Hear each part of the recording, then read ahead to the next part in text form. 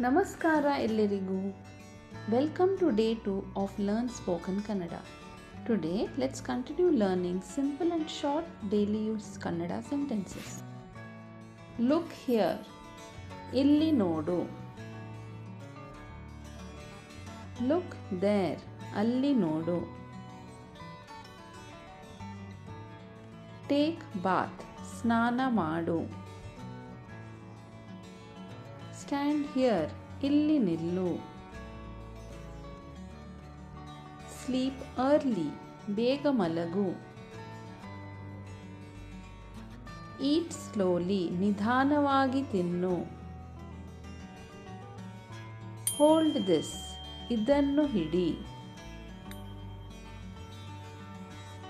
I like it. ನನಗೆ ಇಷ್ಟ.